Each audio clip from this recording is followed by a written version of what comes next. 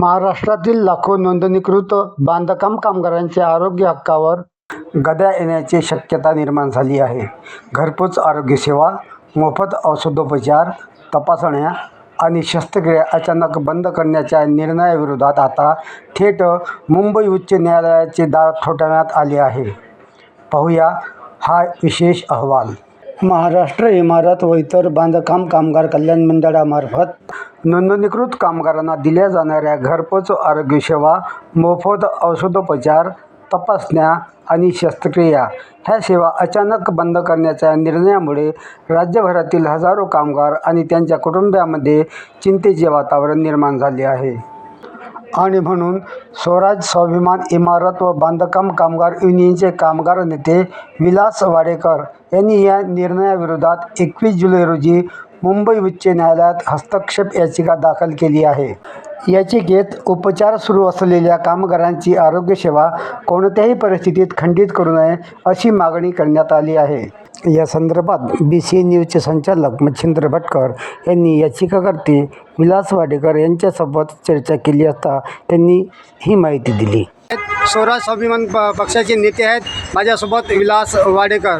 काय सांगा सर या संदर्भात हस्तक्षेप जे आपण याचिका दाखल केली त्या संदर्भात मग काय सांगणार?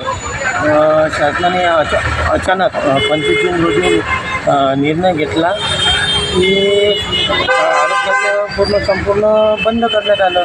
त्यावर आम्ही एकाने वारंवार निवेदन केले, त्यांना सांगितलं, पण त्यांनी काही ते डोक्यात घेतलं नाही. कारण हे शस्त्रक्रिया त्या आरोग्याच्या तपासण्या वगैरे डायरेक्ट कामगारांच्या घरोघरी आणि एका कामगारांच्या याच्यात नाव असलेले त्याचे आई वडील कुटुंब, त्यांना वृद्ध कुटुंब, वृद्ध आई वडील यांच्या घरपोच इलाज होत होता. त्यातील काही ग्रामीण भाग म्हणा, आदिवासी भाग म्हणा, तिथे डॉक्टर लोक पोचत नव्हते.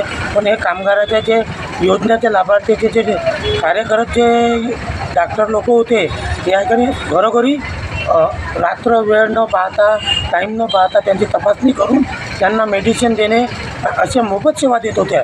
असं अचानक कामगारांच्या योजना बंद झाल्यामुळे सर्व महाराष्ट्रात कामगारांची संपूर्ण नाराजी झाली आहे. महाराष्ट्र शासनाचा एकमेव असा उपक्रमाचा आहे की हा घरोघरी जाते.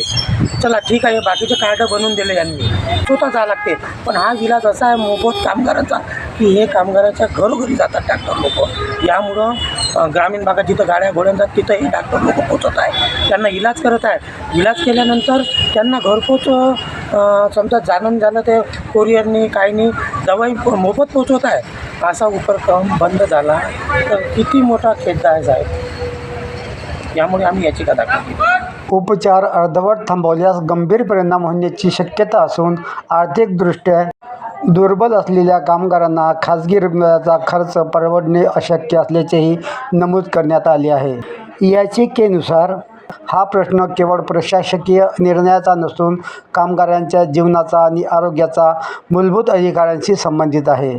त्यामुळे उपचार सुरू असलेल्या सर्व कामगारांना औषधे, तपासण्या, रुग्णालयीन सेवा आणि शस्त्रक्रिया अखंडितपणे सुरू ठेवण्याचे आदेश न्यायालयाने द्यावेत अशी मागणी करण्यात आली आहे.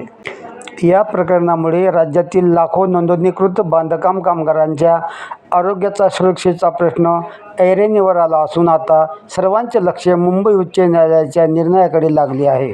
मच्छिंद्र भटकर, आपण पाहत राहा BCN न्यूज.